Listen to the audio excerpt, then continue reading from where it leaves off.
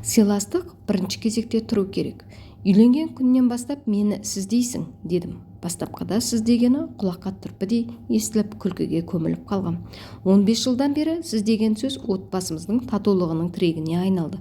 Достарымның әйелдері біреуі 5 жылдан соң, біреуі 8 жылдан соң, біреуі 10 жылдан кейін күйеулерін сіздей бастады. Анасы әкесін сіз деп сыйлап тұрса, бала да әкесін құрметтейтінін түсінді. Сенің атанаң менің атанам, менің атанам сенің атанаң. Балдызыма ақыл айтсам, туған қарындасыма айтқандай айтам. Келіншегім қайнысына ұрысса, туған інісіне ұрысқандай ұрысады. Қандай сыйлы қонақ келсе де, үйімізге ішімдік кіргізбейміз. Балаларымызды мектепке дейін хан сияқты сыйлаймыз. Мектеп кезінде шәкірт сияқты тәрбиелейміз. Мектептен соң дос сияқты сырлас боламыз, бірақ ақыл айтпаймыз. Ренжісіп қалсақ 5 минуттан соң сөйлесеміз. Жақсы адамның ашуы шай орамал кепкенше, жаман адамның ашуы басы жерге жеткенше. Біреуміз қылт етсек, екіншіміз уақыт санап отырамыз. Біздің үйде ер азамат есеп бермейді. Телефон соғып, қайда жүрсің, қашан келесің деген сұрақ қойылмайды. Кейбір достарымның әйелдері телефонмен қайда жүрсің қаңғырып деп жатқанын естігенде, телефоны болмаған біздің ата-бабалар не деген бақытты деп ойлаймын. Ешқашан ажыраспаймыз. Маған әйел табылады, оған күйеу табылады. Ал балаларға бөтен біреу әке-шеше бола алмайды. Менің жұмыстағы 7 атам. Бейсен Құранбектің өмірлік ұстанымы өте керемет. Осындай тұлғалардан алған тәлім-тәрбиелік қағидалары әрбір адам үшін өте қажет нәрсе, және нақыл сөздері өте орынды айтылған. Бірінші атам Бауыржан Момышұлы. Баукең өзіне ұнамаса да шындықты айтып кетті. Ал біз олай ете алмаймыз. Өйткені өзімізді жақсы көрсеткіміз келеді. Бауыржан ештеңе ойламады, тек шындықты ғана қолдады. Сол үшін де халық Бауыржанды батыр санады. Мен жұмыста тек шындықты айтуды талап етем. Шындықты айтпасақ, жұмыс ешқашан алға баспайды. Мәселен, бір қызметкеріме тапсырма берем. Ол қызметкер маған өтірік айтады. Шын мәнінде ол орындалмаған. Не болады? Әрине ұят болады. Әсіресе телевизия саласында өтірік айтуға мүлде болмайды. Өйткені сен бір адамды емес, тұтас бір халықты алдағанмен тең боласың. Ал көрермен мұны ешқашан кешірмейді. Біз Бауыржанның 2 қасиетін аламыз. Бірінші қасиеті батылдық. Мейлі батыр болмай-ақ қой, соғыс ешқашан болмасын, бірақ батыл бол. Жұмысты істесең қорықпа, қорықсаң істеме. Екінші атамыз Дінмұхамед Қонаев. Қонаев бірнеше жыл ел басқарса да, ол адамгершілік қасиетімен, кеңшпелдігімен биік ұстады. Тіпті ол кабинетімізде отырса да, есіктен жас бала кіріп келсе де, орнынан тұрып, өзі барып сәлем береді екен. Өмірге араласқан адамдардың атын ұмытпай, қолынан келсе көмектесіп жіберетін көрінеді. Осыған байланысты жұмыста әріптестерімізге бізге келген әрбір кейіпкердің тағдыры үшін өте маңызды болу керек деп айтып отырамын. Қолымыздан келсе, бізде көмектесіп жіберуіміз керек. Жақында ғана ардагерлер туралы хабар түсірген едік.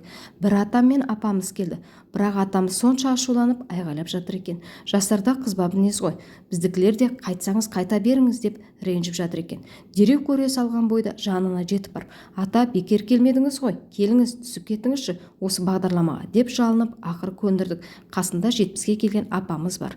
Екеуін студияға алып келіп бағдарлама жасадық. Сол бағдарлама арқылы ардагер атамыздың өнертапқыш, ал апамыздың химиядан 100-ге жуық олимпиада жеңімпаздарын тәрбиелеген ұстаз екенін білдік. Ақыр соңында апамыз да атамыз да риза болып алғысын айтып кетті. Егер біз білместікпен қателік жіберіп, ол кісілерді қайтып кетсе, көңілдерінде үлкен дақ қалар еді.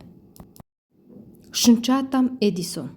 Томас Эдисон шамды ойлап тапқан ғалым. Ол жарықты ойлап таппастан бұрын халықты жинап алып, мен бүкіл ғаламат пен көшелерді жарық қылатын боламын деп уәде беріпті. Кейін бірнеше жыл өткеннен кейін оны бір адам көріп қалып, әлгі шаруаңыз не болды? Жасаймын деп уәде бергеніңіз едіңіз, жасай алмадыңыз ғой деп мұрны шүйіре сұраған екен.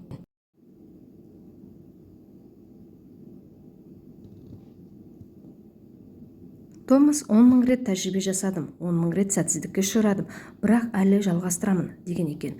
Жаңағы адам содан кейін қоя салсаңызшы, одан да бәрібір түк шықпайды ғой десе, жоқ, қателесесің, мен 10 000 рет қайталай жасамам керек екенін білдім, енді жақын қалдым деген екен. Расымен де жарты ай өткеннен кейін Томас жарықты ойлап тапты.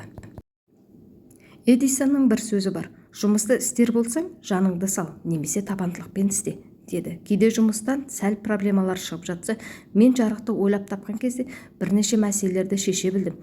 Сен осыншама ұсақ мәселелердің шешімін таба алмайсың ба дейтін көрінеді. Сонда өз-өзімнен ұялып кетемін. Төртінші атам Уолт Дисней. Егер мен бір бағдарламада кейіпкерді қайта-қайта шығара берсем, ел-жұрт мені көрмей қояр еді. Сол кезде Дисней кешегідей жасама, жаңаша бір нәрсе ойлап тап дейді. Шығармашылық пен жаңашылдық болмай, сенің хабарыңды ешкім көрмейтін болады. Бесінші атам Кант. Кант дәл уақытында жүретін адам болған. Ол таңертең үйінен шыққан кезде көршілері сағаттың 8 болған, үйіне келерде кешкі 8 біліп отырған екен. Біздің жұмыста 5 секунд уақыттың өзі маңызды. Мүмкін басқа жұмыста ол маңызды болмауы мүмкін, бірақ журналистикада уақытты бағалай білу керек.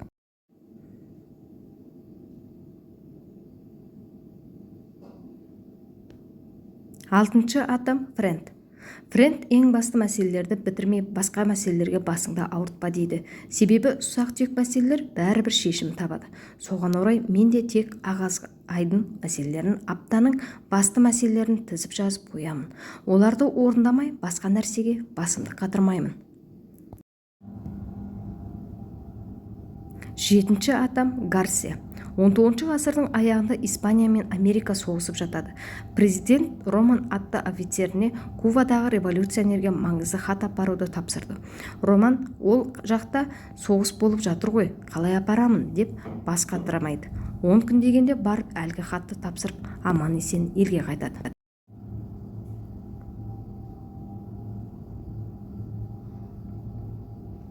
Бізге осындай журналистер қажет.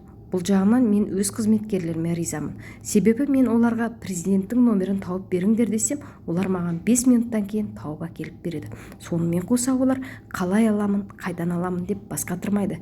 Мен оған сенемін. Тек әріптестеріме емес, сіздерге де осы секілді ғалымдардың жолымен жүруге кеңес беремін. Мінекей, менің жұмыстағы 7 атам осылар. 7-еуінің де портретін жұмысқа ілдіріп қойғанмын. Егер мен сәл ғана қате жасап қадам бассам, олар маған қабағын түйіп қарап тұратын сияқты. Өте орынды айтылған керемет сөздер.